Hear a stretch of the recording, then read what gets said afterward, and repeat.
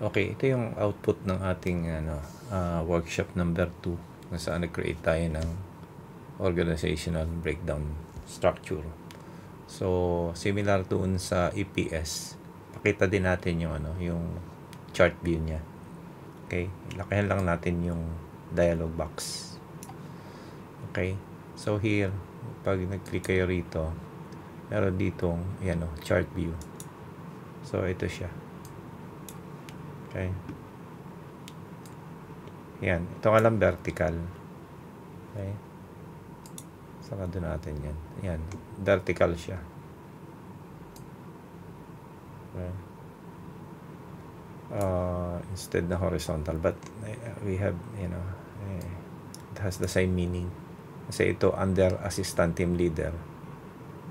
Pag nag-click kayo dito, mag-go-off lahat yung yung mga members. At ito, pwede itong i-customize. Okay? Ayan. Pwede siya ma-customize. At for now, enough yung gawa nyo to. Lalo na dito sa look diba sabi ko sa inyo yung table view. Ito yung ito yung how to customize. See?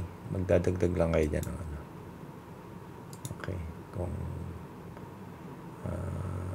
let's say yan. See? Okay. Saka na natin kung ano man gusto nyo ilagay dyan. Okay.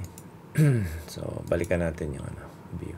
So, importante meron kayong ganito. Para nakaabang lang naman siya.